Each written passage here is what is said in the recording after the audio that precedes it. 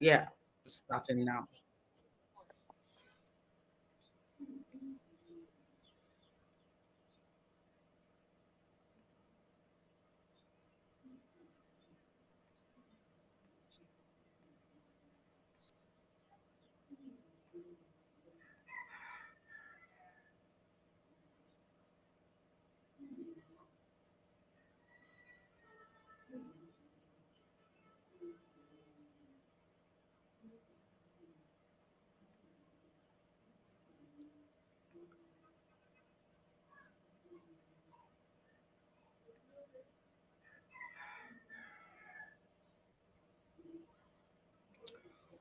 Please confirm you can see my screen now. Yes, I Yeah. can see a screen.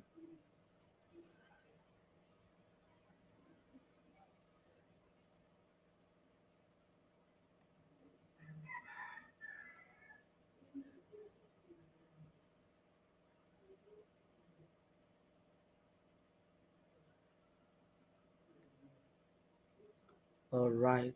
Thank you. So we have some attendees. Thank you so much for joining us, our first webinar at Shopnest Africa. Thank you all so much. We'll start the webinar in about 2 minutes. That's 3:05. So about 2 minutes, we're going to start. Thank you so much for joining us. We do not take it for granted, being our maiden webinar. Thank you, thank you. We see you, Faith Daniel, Jonathan Azubike. Thank you so much. And someone even sent in their AI note taker, Adeshawa and Neki. Thank you so much for joining us. We appreciate you. This promises to be a very loaded session for us and for everyone as well, not just for us, but for everyone that is here. Thank you so much. So we start in about 2 minutes. Thank you so much.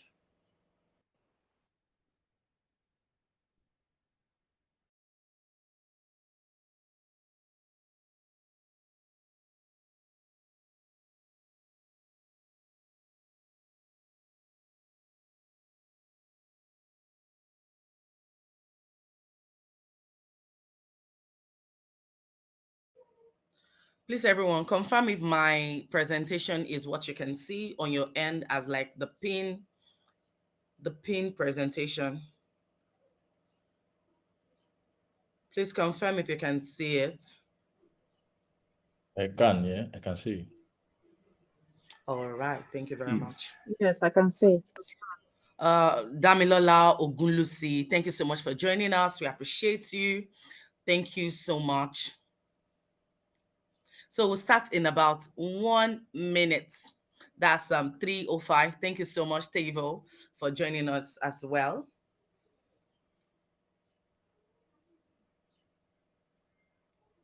Yes, so we can start now.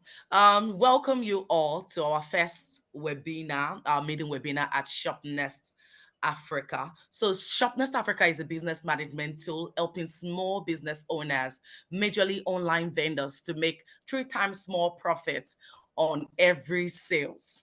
Thank you so much for joining us. We appreciate you. We're about to start. My name is Maria Igunjabi.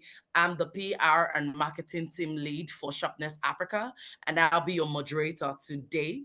And with me here, I'm very excited for the lineup of panelists and speaker that we have. Nick Peters, thank you so much for joining in. We appreciate you. I'm so excited for the lineup of speakers that we have, and I'm looking forward to all of the amazing thing that all of the amazing nuggets that will be dropping today. And our theme for today still remains break even, how to separate your revenue from your profit. We consider this very important at a very crucial time in Nigeria because the economy might not be favorable, but if you're able to manage your revenue or differentiate what your revenue and your profit is, I'm sure as a business owner, you'd be able to survive this very VUCA season that we are in the economy. So we are moving straight into the keynote speaker. Permits me to talk about the keynote speaker briefly. Let me quickly move to the next slide. So this Mrs. Tosin Abajo. Abajo. I hope I pronounced that properly because I keep reciting that in my head. Is the Chief Enterprise Officer, Southwest Zonal Office, Lagos Smedan, and she'll be joining us as a keynote speaker. And while she's here with us, she'll be speaking briefly about the theme for today. And when she joins in, she's also going to talk about herself. She's going to be talking about the theme for today briefly and also shedding light on the wonderful work that Smedan is doing in Nigeria, especially among small business owners. Madam Tosin Abajo for you. And also quickly, let me also introduce to you our panelists for today. Our panelists on the panelist session would have Maureen Amos from Michelin. She's the finance manager at Michelin.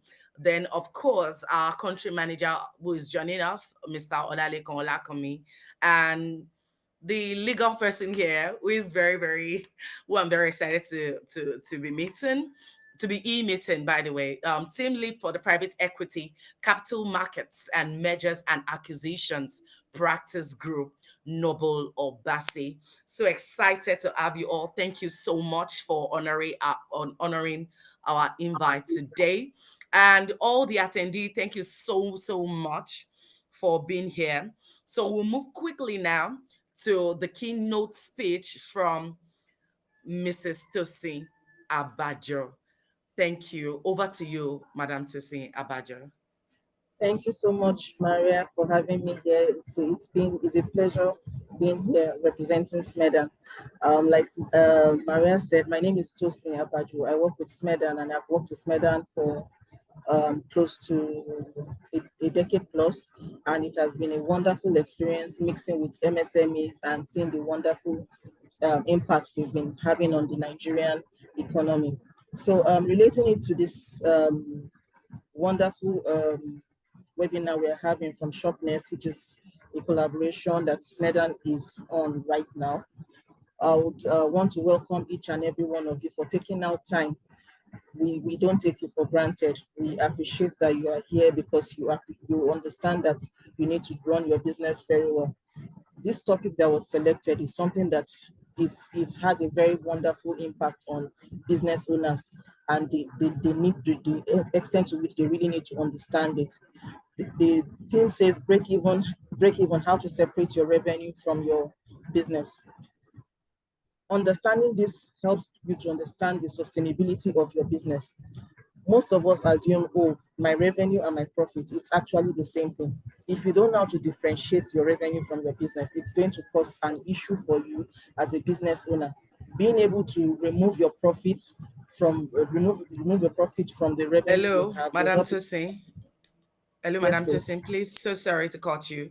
There's like a Okay. background noise. I don't know. It's moving. It's moving. It's moving. Oh, really? Can Um, you hear me better now? like it's just that background noise. I don't know. Is it just me? I think So maybe that it's an echo. Maybe it's probably echo from my end. Okay, is it better now? Because I'm actually in the office and it's the same platform Uh, I've used for other. I think it's Um, just echo. You can go ahead now. all okay, right, ma. Please go ahead. Fire on. okay, okay. So, like I was saying, understanding what revenue is and understanding what profit is very, very important. When we say revenue, what do we mean by revenue? It is the total amount of money that your business generates from sales, services, or other sources. If you are able to understand this and also understand what profit is talking about the money you have left after you've deducted all the expenses and costs that you have in your business. If you're able to differentiate these two and you understand the concept of break even, you do very well in your business. This now made us to at Smedan to always want to collaborate with um, uh, key players in the ecosystem to help MSMEs to understand how to make their business sustainable, because everything in Sweden is all about having sustainable businesses. And at Shopnest, I'm very happy to see that, yes, Shopnest is looking at this and trying to help MSMEs to achieve this. Going into SMEDAN, what is SMEDAN? SMEDAN is the Small and Medium Enterprises Development Agency of Nigeria. We have our head office in Abuja, which is headed by Mr. Charles Odi, who took office last year.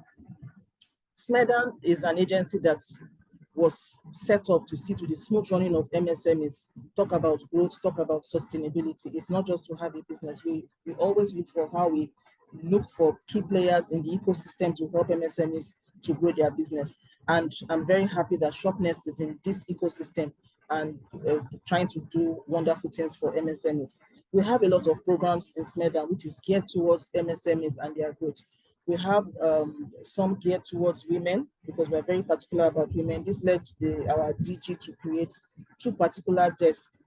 One of the desks is a gender desk, for which in Lagos I am the gender focal person for Lagos. I'm very, very passionate about women, and I always want to see women succeed in their businesses.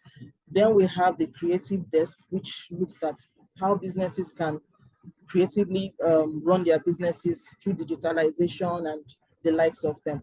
So all the programs we have in SMEDAN, we have programs like YSP, which is the Women in Self-Employment. We have the Awake, we have the Mind Shift, so several of them. And we always encourage MSMEs to key into these programs and take advantage of what is on ground.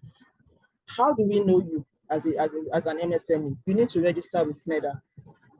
Do this by going to our website, which is www.smedan.gov.ng, to register with us, and we'll have you in our data. So when anything comes up, we can reach out to you. Our website is also very, very good to use. It's something that you can easily go on it and get the information you need. We have a one-stop shop page on our website where you can interact with sister agencies like CAC, NAFDAC, SON, and the likes of them. Just go there, click, and you get assistance. So SMEDAN is always open and ready to work with business owners that are in that space of helping MSMEs. And I believe that this team that has been picked today, which is break even, how to separate your revenue from your profits, is something that will make a very, very wonderful impact on MSMEs in Nigeria. I urge you all to please pay attention to the panelists that have been selected, Madam Maureen, Mr. Noble, and Mr. Olalekan. Take your time, listen to them very well, and be open to ask them questions. Thank you very much for having me.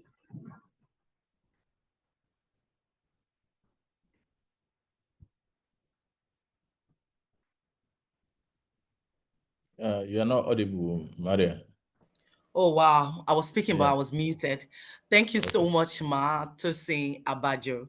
Thank you so much for those wonderful nuggets and also shedding a light on what Smedan does and how Smedan is supporting women in business and also people who are interested in learning more about digitalization and all those things connected to it.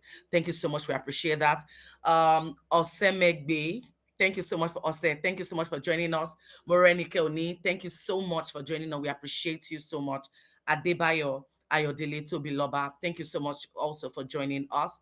So right now we are moving into the panelist session. I've mentioned this before. We are working with time and we do not intend to waste anybody's time. Neki Stab, thank you so much for joining us. We appreciate you. So if you have any question before we go into the panelist session proper, whether you have questions from what Madam Tosin Abajo just mentioned about Smedan, you can drop your question in the Q&A session, in the Q&A box. And once we get into the Q&A segments of the webinar, we'll read out your question and answer the question for you. Thank you so much for joining us once again. So as I mentioned, we are moving proper into the panelist session, and I've introduced the lineups of panelists to you all. We have quickly, let me share my screen with you. Um, please, excuse me. Can't seem to find this now. Yeah, so, but then I'll just keep talking, yeah, while I resolve this. All right. So, yeah, done. Yes, so we are moving into the panelist session right now. Break even, how to separate your revenue from your profits. As I mentioned earlier, we do not intend to waste your time or take your time at all. This is a very power packed session. We've worked very hard as a team, and our panelists have also worked very hard to ensure they come with tangible and very sustainable nuggets for you to take home as a business owner, so that you're not just listening, you are taking whatever you've been given or whatever learnings you get from this webinar, taking it and applying it to your business. I think that is the beauty of attending any webinar at all. We are not just there to see that, oh, you've attended, but you go back and use all of the pointers that the panelists will share as we move into the panelist session, and you take that and use that, apply that in your business, not just once, not just twice, but long term. Thank you all so much. I will reintroduce the panelists that we have here. We have Madam Maureen Amos from Michelin. She's the finance manager at Michelin. She would further introduce herself when she comes on board. And also we have Mr. Olalekan Olakomi, our country manager at Shopnest Africa. And finally, but not the least, we have Mr. Noble Obasi, team lead for the private equity capital markets and mergers and acquisitions practice group. I feel they deserve a round of applause. Come on, if you can use your if you can use your what's that called, your emoji, you should give them a round of applause right now. Thank you so much for everyone that has joined us. Evziba, Ogadi, Ebube, Okoji. Thank you, John Cruz. Thank you so much. We see you all. Thank you so much for joining us. Oladayo Yusuf, thank you so much for joining us. Yes, every other person, thank you so much. This is going to be a power packed session, I assure you. So let's get right into the question. Let's get right into the question as our panelists come on board. Quickly. So I think for us to do justice to this topic, it is very, very important that we demystify what the difference, or let's say the meaning of revenue and profits. Let's demystify that, what is revenue and profits. And to take us through that, all of the speaker will give their own perspective, and should you want us to move forward, fine, just let me know. So I'll be handing this over to Madam Maureen from Michelin. She'll introduce herself quickly before she answers the question on demystifying what revenue and profit is. Thank you. Over to you, Madam Maureen. Okay, good afternoon, everyone. Good afternoon to our audience and my fellow panelists, as well as the keynote speaker. So my name is Maureen Amos, Mrs. Maureen Amos, and I work as the finance manager for Michelin Nigeria. And I've had the privilege of working in other industries, from financial services to technology, to manufacturing, trading, oil and gas as well. And it's a great privilege to be joining Shopnest Africa for this webinar. And I'll dive straight into the question. And the question says, what's the difference between revenue and profits? Now, from a financial perspective, I would say that you imagine three lines. Okay, so in the finance field, we would say the top line and the bottom line. So imagine the top line being your revenue and the bottom line being your profits. Now, you see there's a middle part, right? The middle part is the elephant in the room. That's your expenses and your costs, your taxes, and the rest of it. So revenue is really what comes into your bank account, so to speak, whether in cash, back, yeah, it can also come in cash. So it's your total income. Your profit is what is remaining technically after you've taken out your expenses and your cost of sales and the rest of it. So simply put, that is how we would differentiate revenue from profits. So see revenue as the scoreboard, see it as the big cake, and profits as a slice of it, which you get to eat or keep as a business.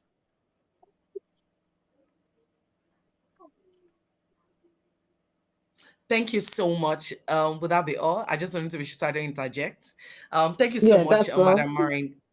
That's a good starter. That's a very good starter. Thank you so much.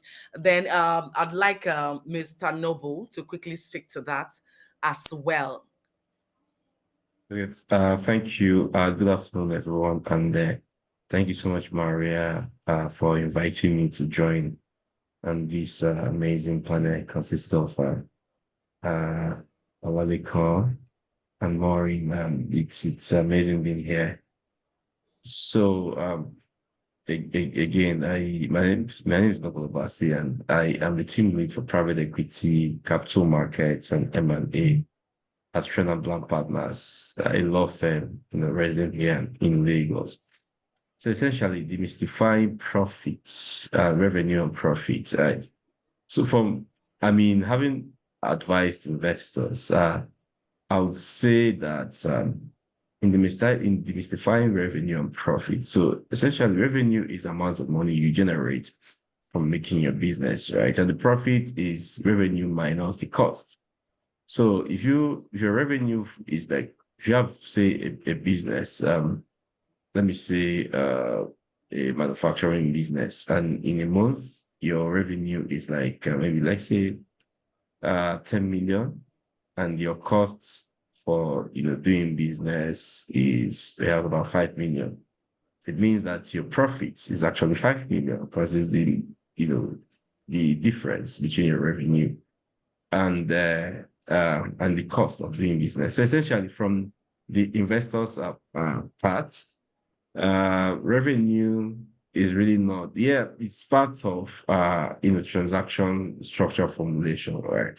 But most investors are really more keen on knowing how much they would take out from your company, right? So revenue, in terms of debt, in terms of capital raise, it makes a lot of sense, because it can help get investors to talk to your company, to prepare it for fundraising. Because if you don't have a very sound revenue, then it becomes a problem. So revenue could either be your receivables, or maybe your invoice, and the rest. So again, revenue is your revenue. Why the profit is the amount of money net, revenue and costs. Thank you. Thank you so much, Mr. Noble. Thank you so much for those powerful words. And I think I'd like to move. I believe we've extended that. And I understand that everyone on this call, oh wow, other people have joined us. Olajumoke Isa Mokhtar, Olajumoke Iji Dakinro. Thank you for joining us. So sorry if I mispronounce your name. Aisha Musa, thank you for joining us. And Ibube Okoji, thank you so much for joining us. Yeah, so I think we are moving forward. We are right on track for this. So I'll move on to my next question, which is for Maureen. And that is, what are some common misconceptions business owners have about profitability? I want you to speak to that. What are some of the common misconceptions business owners have about profitability? Okay. So I'm going to be speaking from my experience managing the finances of some businesses, both small and medium enterprise and even the larger organizations. So I would say that one of it is entrepreneurs, business owner perceive a high revenue to mean that they're profitable. That's one. Secondly is that profits is accidental. That's two. There's also a misconception that if you're profitable, it means that you're growing. That's also another misconception. Um, Another misconception is believing that you're only profitable because you're cutting costs. Now, overemphasizing on, okay, reducing costs without considering the need to also grow your revenue and also make some investments as well. Another misconception is assuming that profitability is a one-time goal. So profitability is something that goes on as from a business perspective. So if you're profitable in January, in February, in March, it doesn't mean that you have achieved all as a business. Profitability should be an intentional, strategy in terms of tracking the profitability on a month-to-month basis, on a year-to-year basis, to make sure that your business is sustainable and continues to be a going concern. Also, another misconception may be not tracking your gross profit margins and not deep diving into the numbers. Okay, so if as a business owner, you have different business lines, probably you sell mangoes, you sell oranges, you sell avocado pears, for instance. From a business angle, you need to deep dive and understand, is the mango business profitable? Is the avocado pear business profitable? So you need to do a deep dive and understand that profitability should be also sectionalized. Not saying that, okay, the whole business is profitable, but checking inwardly from the business angle and saying whether the products and the goods and services that are being traded are profitable. Okay, so those are some of the misconceptions that I have seen, in my experience.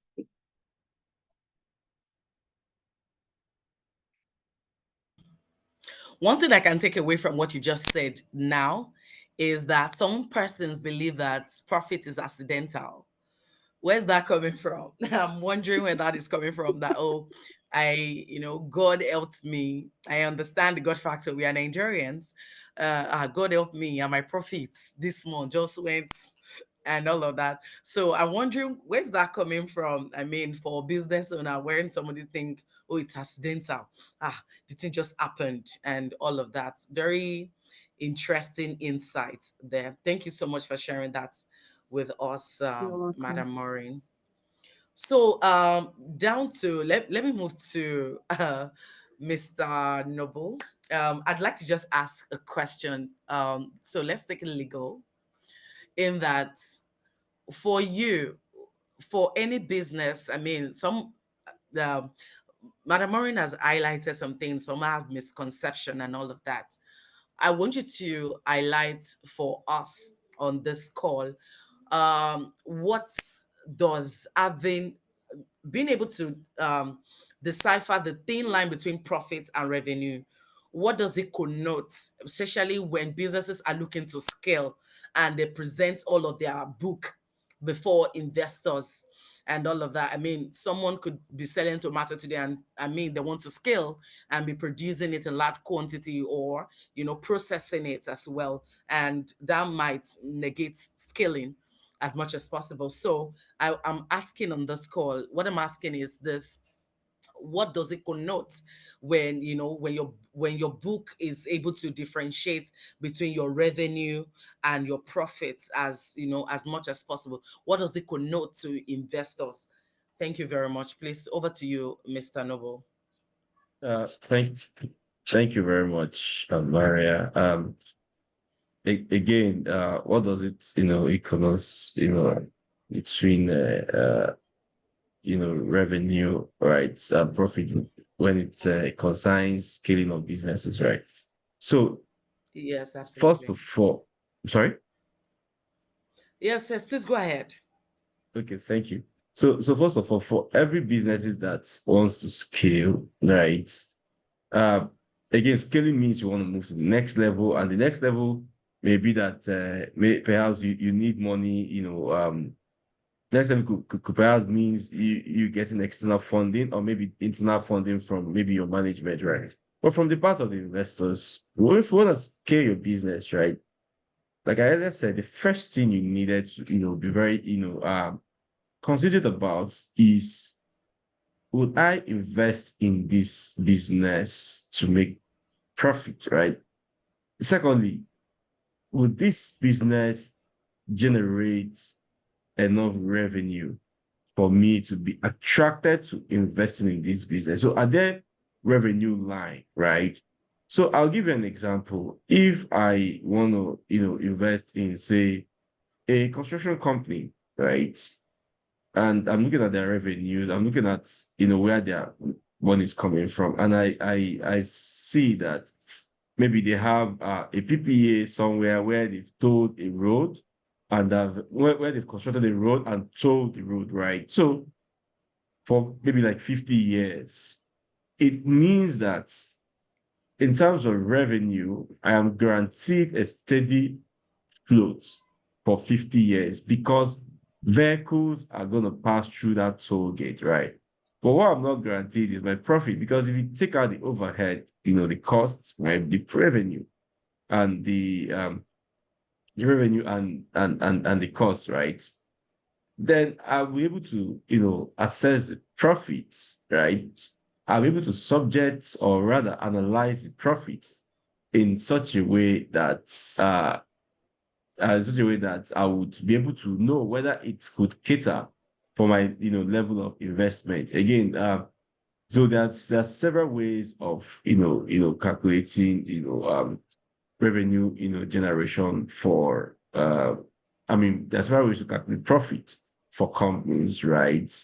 You have the discount formula, you have EBITDA, you have all of them, right? So essentially, do I have do I see potentials in a company that has revenue? If that a company that has revenue, yes. If my answer is yes, that there are revenue lines for this company, then can I get some good profits from my investment? If my answer is also yes, then the business is ready to scale. Then as an investor, I can now put an eye on it. Another key point I needed to make is this. For every investor looking into any company that wants to scale, there's what's called due diligence, right? So due diligence is me x-raying everything about the company that I want invest in. So for example, now if Shopnest want to go into if investors, when investors come into Shopnest, I'm quite sure Olalekan, would agree with me that the first thing investors actually requested for was the financial AFS, the audited financial statement. One of the key documents that the investors will request for, will be the audited financial statement, and also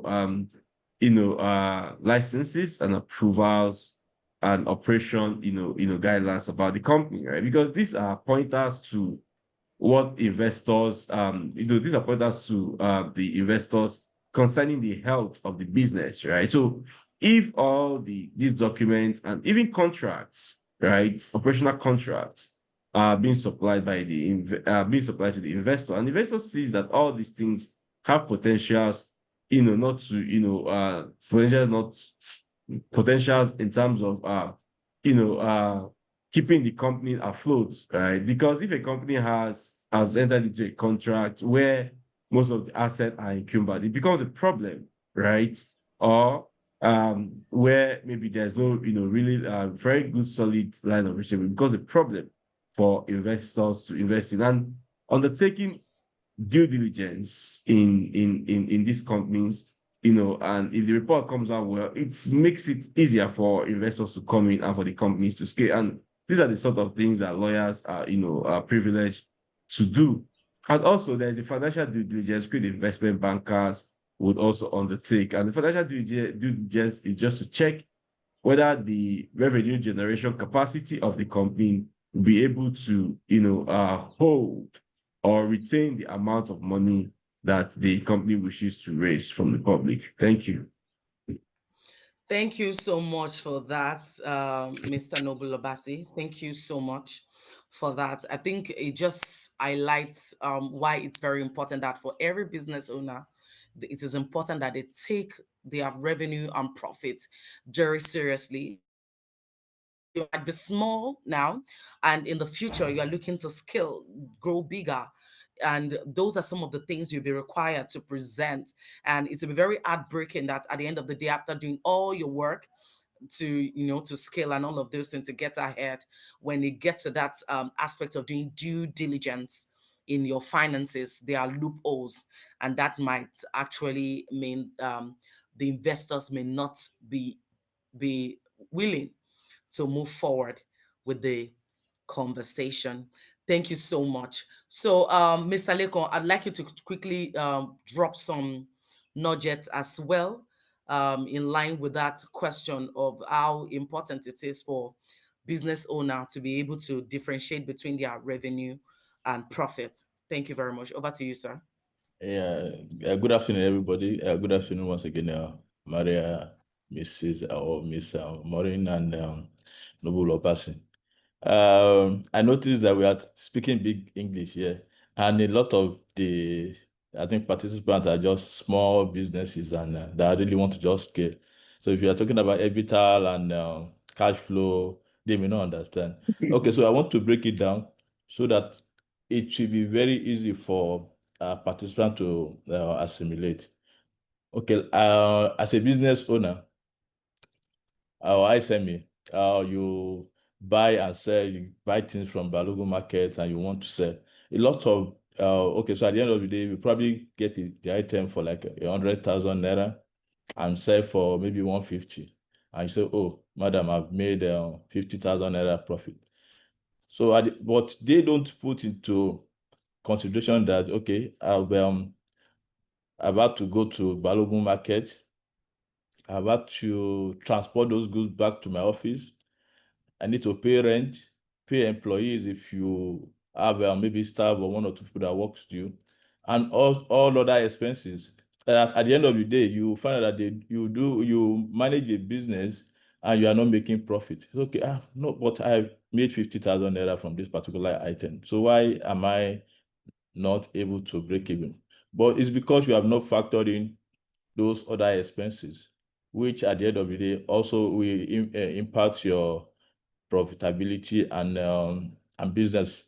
So you say, okay, then some of them also borrow, they take loan from banks. You don't factor in the interest as some of these, because some of these loans comes with like 27-28% per annum as the interest that you need to pay on this loan.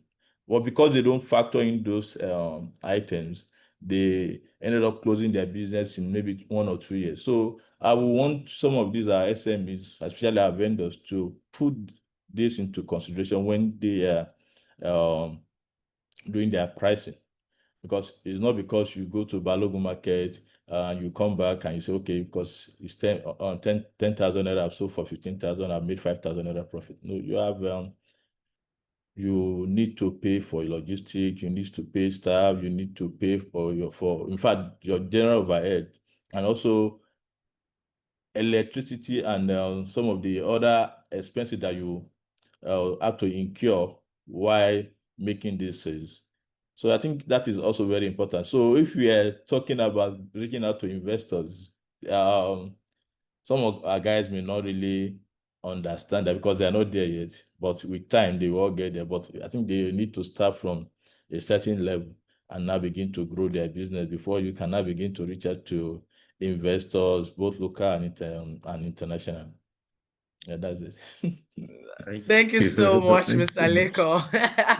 That was an amazing one. I mean, what I took out from that was that it's very important that as business owner, you need to factor it, as especially vendors. You can't say, oh, because I've gone to my logo market, bought a good for 100,000 naira. You're not factoring your NEPA bill. Are you on band A? Have you seen the bill? And let's not even start right now. It's a lot.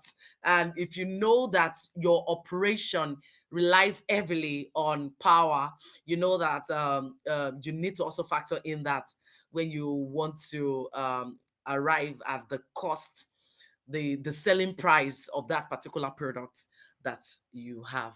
Thank you so much. So I'll be moving based on what Mr. Leko has mentioned. I'd like to move to the next question, which is what are some early warning signs? I'll take it from Madam Maureen.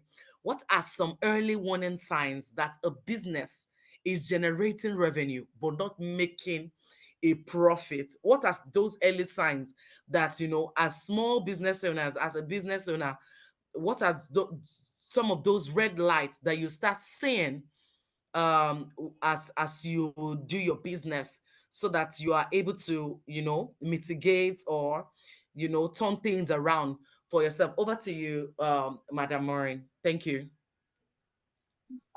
Okay, thank you once again, Mr. Lekon.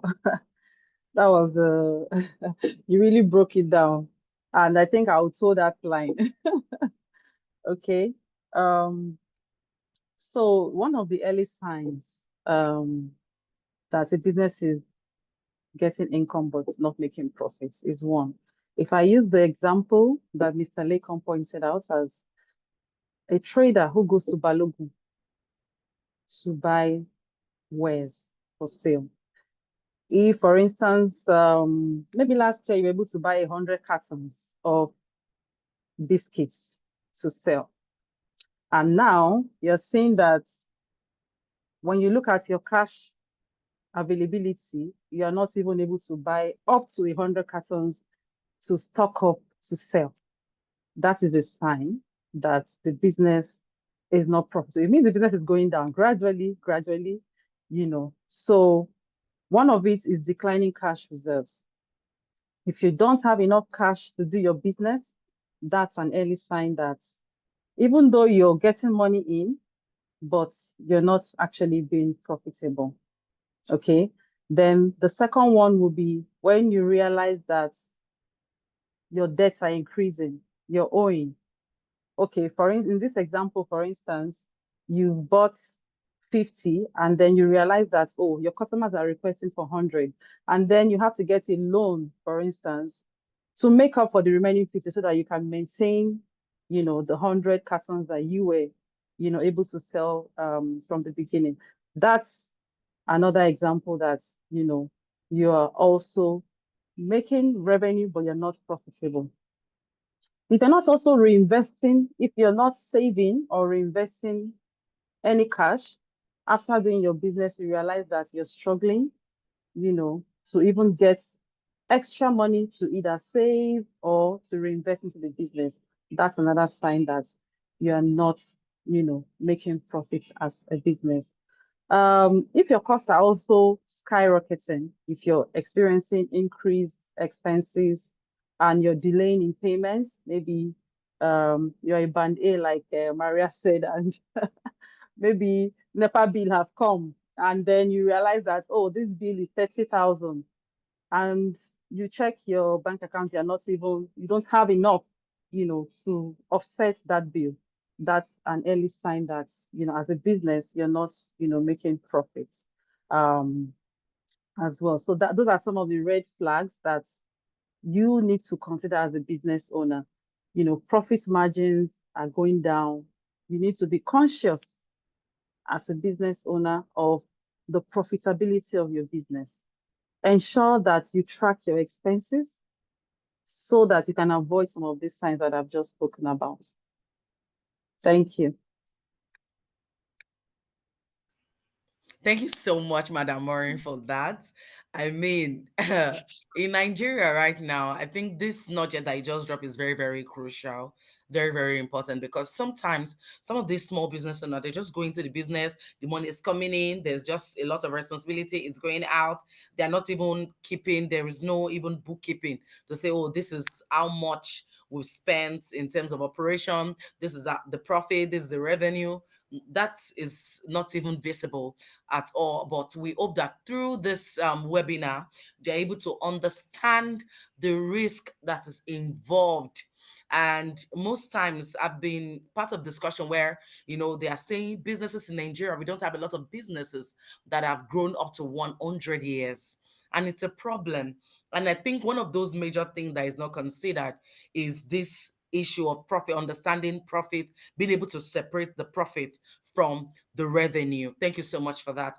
Over to you, Mr. Lekon. What would you like to add to that, Mr. Lekon, based on what Madam Maureen just said about early warning sign that a business is generating revenue but not making profits? Thank you. Okay, so also I will want to say, okay, so as she had explained, which and I would like to add more to it. So there are lots of businesses that, because I've run a couple that I know, so and I know that, okay, so I'm generating revenue, and they now discovered that I was actually using the profit from another business to run that business, thinking that, oh, yes, okay, this is still bringing in the fund. But at the end of the day, I had to now sit down and say, okay, come. So is this particular business bringing anything into the overall pocket? I discovered that I was actually paying staff, running expenses, and using profit from another business to run that particular business. So I had to just shut the business down and take my losses. And so, but a lot of us don't want to consider that. We believe, okay, as long as I have a business that is running, I will continue to run it and just be doing Father Christmas. You cannot continue to do Father Christmas, because at the end of the day, the profit that you're making from that other business that you're using to run this particular one, you will discover that the two businesses will probably just go negative if you're not careful. So you just need to take your loss in time and move on, so that you can yes. I think Taiwo is the one aware, because there was time I was doing Jumia food. I had some bikes, and I was making good revenue from there, and make like 6-7 million. Oh, this is okay.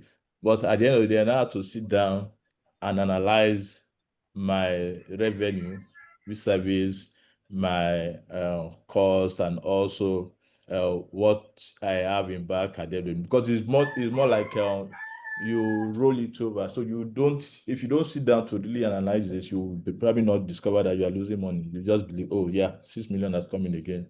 So how much did I spend to get that 6 million? Then I also discovered that some of these bike guys are ready to do a lot of funny things. If you are not careful, you'll be paying for what you have not what more like they are stealing from you, and you still need to yes, and you still need to pay.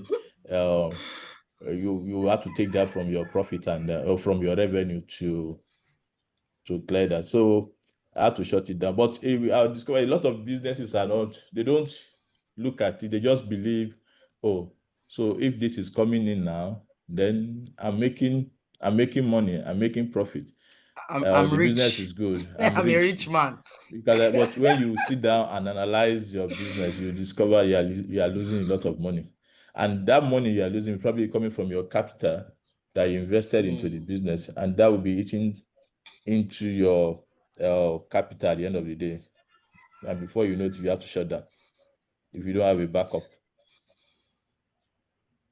Thank you so much, Mr. Lekon, for that response. So it's very interesting. And one thing I took away from that is take a pause as a business owner to, analyze what is going on within your business, so that you don't assume that because you're making about 10 million in revenue and that everything is okay, without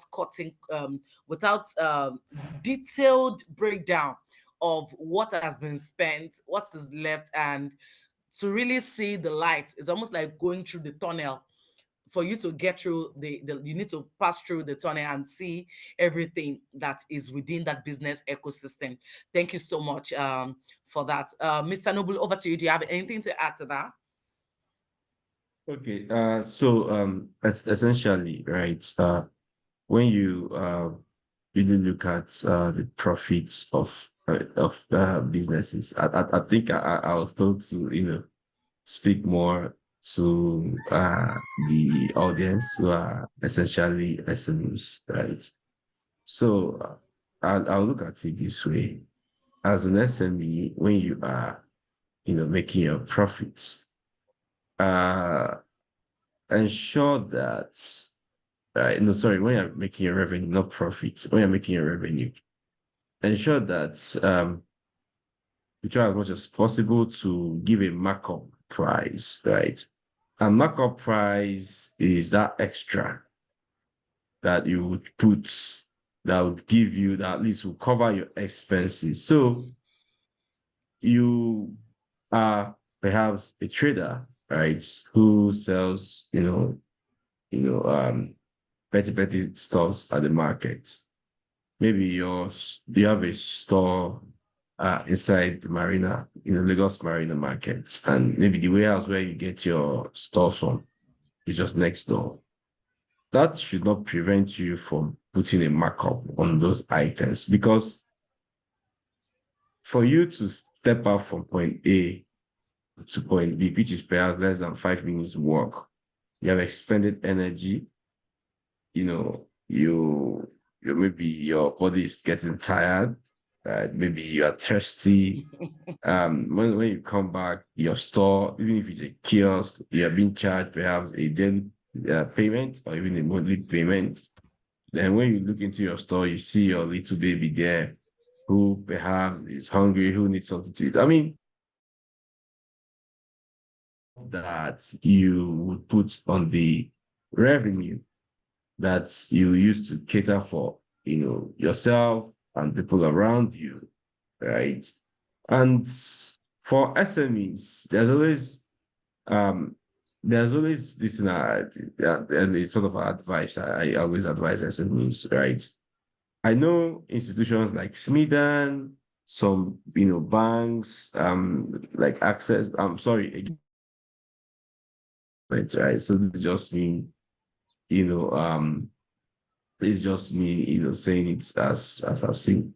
So some banks have SME funding, right? Where you get funding to start your business. And when they give you that funding, even though they call it soft loans because of the little interest they put in there, the reason why they put that little interest in that SME, right, SME funding, and even call it SME funding, is because they themselves, they want to have a markup. They want to make profits from the money they are giving you. So why shouldn't you make profit that would even, add a little markup to, the interest that they're giving? But as SMEs, please let us not be greedy to put in a lot of, backups that would chase away the consumer, because the country is hard. customers.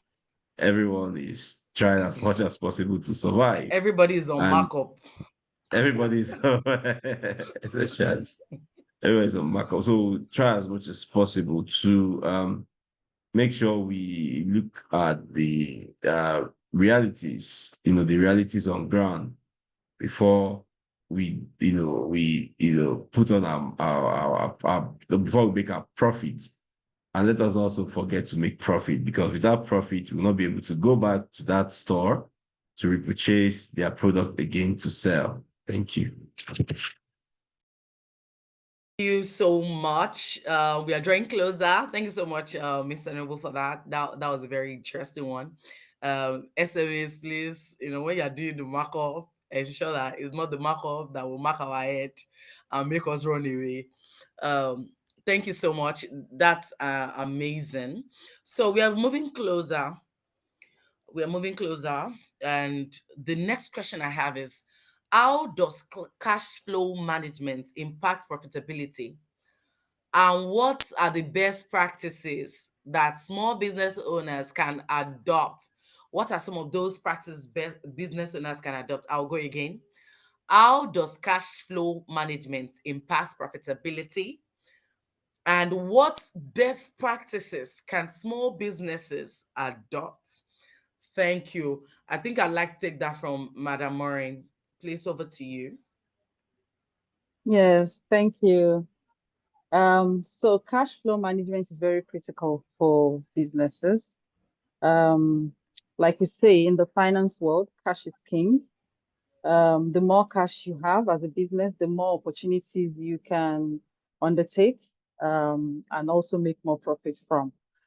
So from an impact perspective, a positive cash flow ensures that, first of all, you can cover your costs appropriately.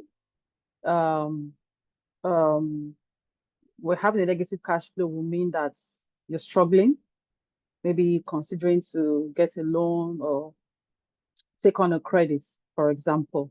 But positive cash flow is good for your business because it will, like I said, cover your costs and you have enough money to invest. Either reinvest in the business or reinvest in other, funds that can also bring more income for you as a business. Um, on the other hand, if you have a negative cash flow, it's not good for your business because then you don't even have enough money to either pay your employees, pay your suppliers. Imagine you buy items from a customer, um, from your supplier on credit rather, and then you're not able to pay, that's one of the effects of a negative cash flow on the business. Okay. Um, in terms of best practices, how should you manage your cash flow? It's very critical as a business owner that you optimize your cash flow management process. That is big grammar. I'll break it down. One thing that you can do from a business perspective is to monitor your cash flow on a daily basis. Okay, look at what comes into your business on a daily basis, be conscious about it, and keep track of it. Okay, now another thing that you can do from a business angle is also to take advantage of credits. Okay, there's something we call cost of funds, which may be a little bit above the scope of this webinar. But from a business angle, consider using credit for your business. For instance, if you trade in Balogun markets, from a cash flow angle, you may not need to pay the supplier immediately, okay? One thing you can do is to say, please, can I have this cartons of biscuits and I'll pay you in 2 weeks, okay? Now, when you buy the biscuits and you've agreed to pay your supplier in 2 weeks, but you're able to sell to your customers immediately and bring in the cash. From a business angle, it means that you're managing your cash appropriately. You can use that cash, for other business opportunities and also to improve your profitability from a business angle. Another way to also manage your cash flow is to try to do away with unnecessary expenses. From a business perspective, if an expense is not business related and would not be profitable in the sense of it to the business, if you know that this expense is unnecessary, actually, try to do away with it. At least don't use the business money to do it. You can, maybe use from your personal finance, and the rest, and offset that. But from a business angle, try to limit unnecessary expenses. Another angle is also to use forecasting tools. You can use your Excel actually. It's not if you're a small business that is just starting out, you can use your Excel sheets to forecast how much cash you would receive on a daily basis and be intentional about collecting your money from your customers. So these are some of the best practices that small businesses can, put in place for their businesses. Thank you.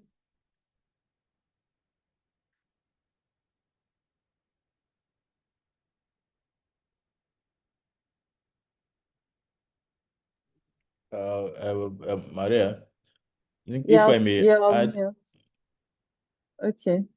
yeah, if I may add, I think also if you are able to manage your account receivables very well, and implementing strict credit policy, this will also help reduce negative cash flow, and this will give you like a steady flow of cash that you can use to easily run your business.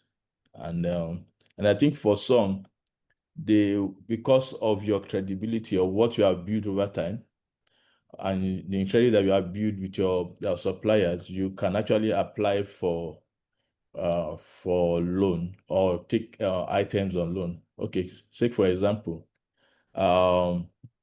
you are into importation business and you've been trading with these guys in maybe in China or Europe for some time, you can actually apply for can get goods on credit. You can ask for like 60, 90 days. Okay. In some cases, you can ask for, okay, let me cite an example. I work with a company then on the island, then we used to bring in stuff from US. Okay, so then takes like 30 days for the ship to come in. Another 30 days, we factor in another 30 days for us to do our clearing, pricing, and all that. So at the end of the day, we have to now, after some time, we have to now apply for like a 90 to 120 days credit on each container. So, and we try not to, in fact, we were able to get 180 days in some cases, pending which we'll have sold some, put the money in the bank, fix, do this and that, and try and generate more profit before you now use the form M to make payment. So if that is possible, but I don't think if it's possible again, because with Nigerians we have sort of like distracted ourselves with these foreign suppliers. But if you're able to build that, even locally, you'll be able to, and you're able to manage your credit very well, then you should be doing very well. Because then okay, let me even share a secret that, because then we price our goods then in Aboki's rate, with Aboki's rate, black market rate. Meanwhile, we pay with normal government rate, CBN rate. So both ways we have made enough profit and with enough markup on each of these items. So at the end of the day, we are always positive. We're always positive, and business was good. At the time, we had to even pay, especially if you have new suppliers, we pay well in advance to build that credit relationship. And after some time, you now begin to appeal to their conscience or their business that we need this to be able to sustain this business or even increase what you are currently doing with you. So, and I think a lot of business owners can also key into that. A lot of suppliers are ready to do that when they find out that you have that integrity and you pay as at when due, or you pay even before the invoices are due. Thank you. Maria, are you still there, or your network is misbehaving? I think maybe we should just continue. Obasi, do you have anything to drop?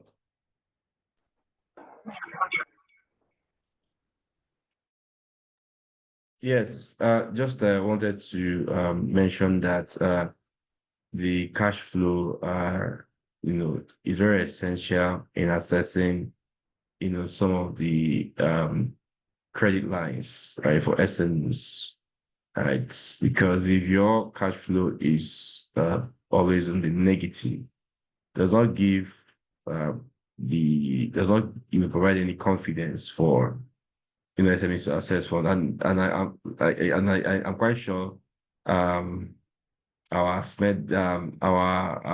keynote speaker from Sweden would also agree with me on this, that most of the ways they support the SMEs through funding are not just, they don't necessarily disperse without, looking into the cash flows of the SMEs, right, to check ways of repayments of, those credit line, and also to ensure uh, reassessment, or rather reapplication of future credit lines, right? So a situation where credit lines are on the negative, right, which is perhaps a lot of debt on the accounts of the SMEs, it becomes very difficult, right? Even if the SMEs has assessed credit and they found it very difficult to repay, it's really affects the confidence of the funders such as the SMEs, the Bank of Industry, and other SMEs credit line provider. So there's a need for SMEs to really ensure that their cash flow are always negative. And how can they ensure that their cash flow are always negative? To ensure that there's a proper structure on how um there's a proper structure on where their income goes to and how they spend it, right? So essentially preventing undue expenses on products that are really not needed for the business. Thank you.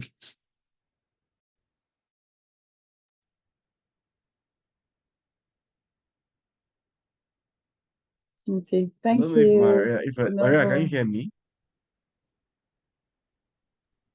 I think we've lost Maria. Maybe I Okay, I lost think there Maybe are yours. her questions. network. Yeah, maybe our Okay. network, but there are questions from Okay. a chat, Yeah, but there are I two see questions. like Maybe we might two just take. questions. Yeah. Yes. Okay. Let me see. Okay. So the first question here is how do we set prices to ensure that we are actually making profit from each product we sell? Mm. Monica, you want to take that? Yes, please. Yeah, so so it's very crucial that you know how to set your margins for your products that you sell. So just like Noble mentioned earlier, there's a cost plus pricing method, which is the most practicable and most commonly used. And how do you determine the price? Now, when you go to the markets and you buy your wares, do not be in a hurry to sell them all. Okay? You need to calculate. We refer to the model as cost plus pricing, like I said. So you need to consider, first of all, the cost of the materials you bought, the cost of the products or the items. You need to consider if there are other costs that you also need to add. One of these would be maybe your transportation. For instance, you add your transportation, you add your, if somebody helps you to carry the items in the market, for instance, that's labor charge. You need to add it as well.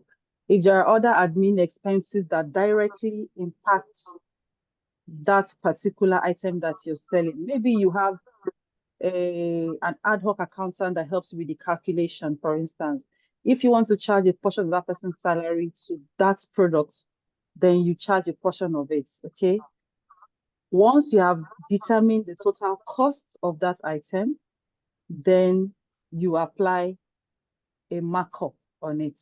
Now, the markup can be industry driven because do not forget that you're in business and that you have competition as well.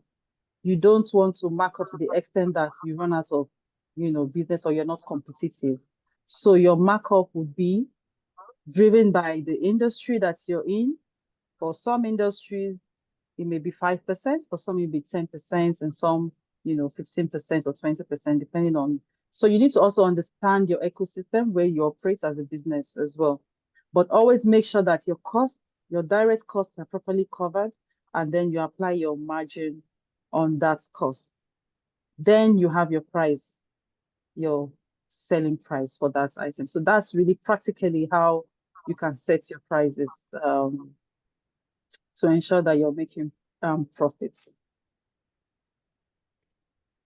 Okay.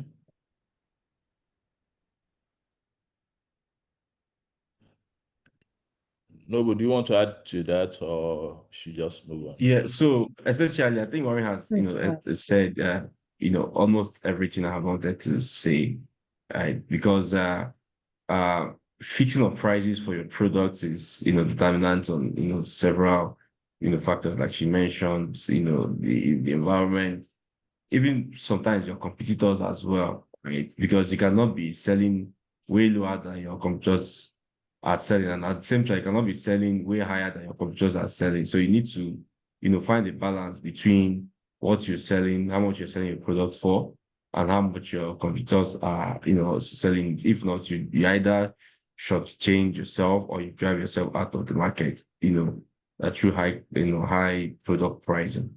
Thank you. Yeah. Also, if you probably are not getting from the right supplier, your price may be higher than your competitors, and you'll be thinking, oh, so where are these guys getting their stuff from, and why is my product higher than? So you also need to try and make sure you get a good supplier and negotiate with good payment terms, and maybe probably negotiate for longer payment terms, so that will sort of like give you more capital to run your business, and also be able to do more business with them. Thank you, Morning and Noble. Is Maria with us now? She's still trying to find a network somewhere. No, she's no longer with us. Okay, so let's move to the second question. I think you have just two questions here. Is overcharging ethical? Some people overcharge just so their cost is covered and can also make enough profit from the business. Maureen can shed more light on this. So is overcharging or overpricing is essentially ethical? That's a very tricky question. I don't know if we can put ethics and pricing in the same buckets. Okay. So I think the business world is driven by competition. So if you say is overcharging ethical, I don't know. I don't have an answer to that right now. But what I would say is if you overcharge, then how are you even going to sell? Because you're not the only one in the market, right? You have other, other competitors as well who are also fighting for the same customers that you're selling to. But what I would say is, as a business owner, for you to ensure your business is sustainable, you have to moderate your pricing to keep you in the business. Okay. It's not advisable to overcharge or undercharge. Just keep your balance and make sure that you're competing, so that, because the more you sell and make profits, the more your business would actually grow. Thank you. Okay, I'll just quickly say this, right? Yeah, I think ethics and the pricing, right? Would they be in the same bucket? Again, some people are largely driven by, okay, I'm a Christian, I don't want to overcharge. I'm a Muslim, I don't want to overcharge, right? And so there's this popular perception that when you want to go out, if you want to buy something very cheap, go to where outside people are, that once they said well, lie to lie, they mean they will give you the actual price and that they're not gonna lie to you. So in that sense, perhaps their ethics, perhaps their moral, is driving them on how they fix the price. But uh ethics and pricing, well, sometimes it's considered, sometimes it's not considered, because some people will just throw away ethics, outside their door and say, you know what, I want to make, profit from this product, and to hell with ethics, I'll fix my price. If you want to buy, fine. If you don't want to buy, then don't buy. Yeah. So it's a two-way, lane, right? Depending on the size that you're looking at it from. Thank you. I would say maybe there's a way to balance it or find an equilibrium. So with that, you'll be able to, okay, you won't overcharge, and also will not that's overpriced or underpriced your product.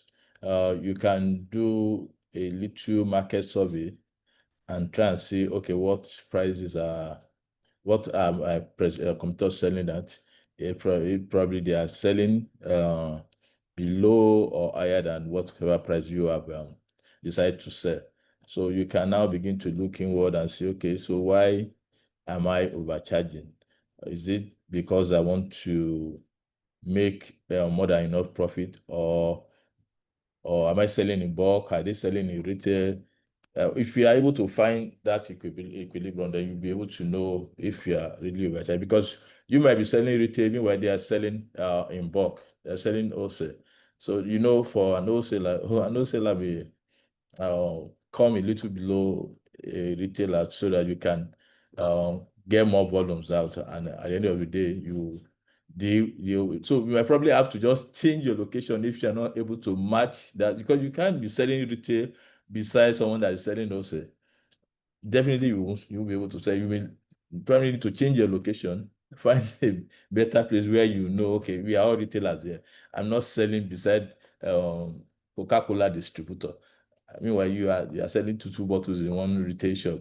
You have a Coca-Cola distributor right beside you. People will definitely flow. They will direct towards the distributor and stop buying from you, even if they want to buy a carton or a crate of Coke. They will really want to go there, and the supplier or the wholesaler will want to definitely sell below your own price, because they need to push out more volume and also get maybe certain commission from doing that, which may not apply to you as a retailer. So we just need to just balance it at the end of the day and see, because there's no um there's no it's not cast in stone. So you can either flow to the right or flow to the left, depending on your environment and also where you are. Or someone may be selling in Ibadan, you are in Lagos. You can't definitely sell at the same price because you are closer to suppliers there in Lagos compared to someone that in Ibadan that needs to bring goods from Lagos to Ibadan. Factor in your logistic, factor in your other expenses in Ibadan that you don't incur here in Lagos. So I think that is. I don't know if Miriam is there, or should we just move ahead since we are not sure if she's coming back. I think we should just move ahead, and Yeah, we I can agree. take since we are almost no, we're actually out of time. Yeah. So we can Mm, just take the final, takeaways at this Closing remarks. point, and okay. yeah. So what should people take away from this webinar? What is that thing that they must remember, even if they've forgotten everything else, that we've spoken about? So from me, I'll say four things actually. One of it's from, as a business owner, please understand your numbers. Okay, understand your numbers. If you want your business to stand the test of time and outlive you, you must understand your numbers. Understand the difference between revenue and profit so that you can take you know well financially or well-informed decisions, okay, that will back up your business and make sure that you continue to grow and that you're sustainable, like I said. Number two is track your costs. There's some costs that are hidden from a finance perspective. There's some costs we call hidden costs. An example may be rent, for example. So if you operate from your house, for instance, and maybe in the future you may need to even rent a place, and you haven't considered that you needed to recognize that rental cost when either preparing your profit or loss statements, that's something you need to look into. You need to make sure that your business is profitable to the extent that it covers all the hidden costs. The other hidden costs may be storage costs, the cost of keeping your items somewhere before they are sold. That's one cost that a lot of entrepreneurs do not, consider as well when preparing their profit or loss statements. So please, as a business owner, make sure that you track your costs, make sure you're conscious about the costs that you're taking from a business perspective, okay? And then also manage your cash flow very well. Make sure that you're actively checking who is owing you and making sure that you're collecting your money on time. And if possible, just like Mr. Lalikon has mentioned, pay later collect early. That should be your business model from a finance perspective. Try to collect money from your customers early and try to take on credits with your suppliers as well. Another very critical thing that Mr. Leko mentioned is about understanding your suppliers as well, partnering with your suppliers, making sure that your source, the source from which you get your products, you're getting the right price, the right quality, which is very critical for your business as well. So make sure that you're also tracking that aspect. Maintain a very good relationship with your suppliers because that also has an impact on your customers as well. If you're not able to buy, then you're not able to sell. So you must make sure that your supply chain is also well taken care of. And also try to balance, this is the final one, try to balance the money that you take for your personal use and what you reinvest into your business. Okay, you need to sit down and take a look at your financials and see, okay, if I make 100 naira, for instance, this is how much I need for my personal use. Separate it. Okay, try to separate it and say, okay, this is 20 naira for me and 80 naira I'll put into the business again. Smart business owners always try to make sure that there's a balance between what you take from your business for personal use and also what you reinvest into the business. Please always be mindful that you want your business to outlive you, you want your business to be sustainable and to continue to exist in the long term. Okay, that's our goal. I hope these takeaways are useful for you. Thank you very much. Thank you, Moni. I think we have said it all. I don't know if Noble has more to. You want to add one or two things? Yes, just one or two things that I just needed to say. So, as an SME, always ensure that your cash flow is not on the negative, right? Because that might impact how you access funding, right? And from experience, when we try to work on an SME fund, right, some of the conditions we set, you know, hugely relies on their ability to repay once we give them the fund. Because no one wants to allocate funds that you will not get, you not get paid, right? Or the SMEs will run out with your fund. No one wants to do that. So essentially, ensure that you have a very good cash flow. Also, if it's possible, ensure you have some good legal status for your SMEs, right?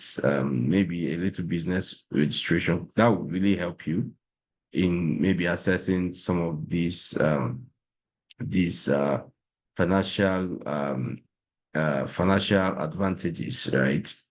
Because it's always easier for funds to be deployed to say business name as opposed to mama. I don't want to use anyone's name, but yeah, but you get so it's always easier for a business for a fund to identify with uh Mr. Roscoe and Co. Limited or Mr. Roscoe, and it's even easier for that Mr. Roscoe to be used as a name to open bank accounts and transact other businesses. When they've gone through registration at the CAC and have done all the necessary paperwork. So first is your cash flow. Second is your status, your legal status. Ensure that these are very, very solid at every point in time. And with that, it's always easier for organizations that have funding for SMEs to approach you and give you funds for scaling. Remember, if you don't scale, you don't grow. Thank you. Thank you very much, Noble. I want to add two more. I will also want to focus on customer retention because retaining existing customers is far cheaper than more cost effective than getting new ones. But a lot of business owners don't. They will I always want to look for new customers. So last week we had 10 new customers without going back to make sure the old ones always have a return purchases. So you can now begin to offer um, a loyalty program to encourage the repeat sales, and building relationship with customers so that you can even be on a one-on-one link on it with customers, because in some cases, even if your prices are higher than your competitor, your customer will always come to you, say, "Madam, that place is selling at 1,000 naira. So why are you saying that 1,002?" But because the person is your customer, the person will always come to you and tell you that, "Madam, you need to do something about it." And you can now begin to look at where you get your supplies from, or why that person is selling uh, below your price. So that will help. And also, if you invest in technology, you can also use that to reduce your costs and streamline your operations. So I know for a lot of business vendors, they have a brick and mortar store that they sell from, but you will realize that some of your competitors in the market are also selling online. So some sell on Jumia, some sell on Konga, Gigi, and whatnot. So you will be seeing that, we are in this market together, but this person is selling 10 items in a day, physically there. Well, meanwhile, selling another 100 online, which you are not really aware of. And they can even use that one that caught you. They will sell physically at your 900 naira because you're selling at 900, or sell at 800 and selling 1,002 online. So we need to also get into that too. So, and these technologies are there for us to um, explore and use. We can probably maybe start with maybe few items to see how a lot of the guys in Computer Village, if you go to their shops, you see that they sell 1 or 2 items, but are selling 20, 30 on Jumia and Konga and Shopnest alone. So you'll be like, "Oh, so but we are all here together. How are these guys making money? They are selling two items. I'm selling three per day, and they are making more profit, and they are able to scale their business, get more profit, and get more credit from suppliers because they are selling more. A supplier will actually want to give someone that is selling more, because I know that if I give you 10, you will sell 10 within 2 days, than to give someone 5 and the next 2 weeks you are still with that 5. So definitely I'll move your supplies to someone that is selling 10, that I know that in the next 2 weeks will have exhausted his supplies and want to get more. And that will also apply to getting more uh, credit supplies, which we invariably increase the capital of that your competitor.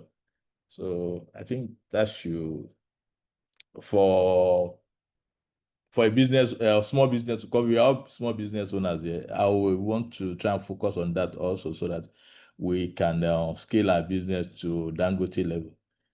Thank you. Thank you very much, everyone. I think we've come Yeah. to the, I don't know, I think we've come to the end. Yeah, I think we've Okay, come thank you to so much, the end everybody. of the See you section. some other Hello. time. Oh, Maria Hello, is back. everybody. I'm Maria back. is back. Yeah. I'm back, please. I'm back. Yeah, the network really gave me a slam down, but I'm back. It took a while. So thank you, everybody. Thank you, Mr. Lekon, so much for taking over the way you did. Very smooth operator kind of activity. Thank you so much. To everyone, interestingly, Mr. Lekon is supposed to take the vote of thanks so that we Okay. can close out on this. Thank you so much, everyone. Yes, Mr. Lekon, over to Thank you. you. Okay, so I would say on behalf of Shopnest Africa, I would want to thank all the participants and Mr. Noble Obasi, Maureen Nemos, Mrs. I don't know if she's still online, Mrs. Abajo, yeah, Mrs. Abajo, and some of our staff that took time to join us. Thank you very much, everybody. I think this is just the beginning. try and be more. We'll do better next time. Yeah. Thank you. Thank you very Thank- much. Thank you very much, Thank you all Okay, so everyone. someone is much. asking if the recording will be available for participants. Maria. Yeah, Oh, so the recording will be available on YouTube. It will be okay. available on YouTube. And for everyone that registered, the link to the recording will be shared with you. Thank you very much. Okay. All right. Thank you very much, everyone. Have a great day. Thank you, everyone. All Bye, right. everyone. Thank you. Bye. Thank you. Bye-bye. Bye.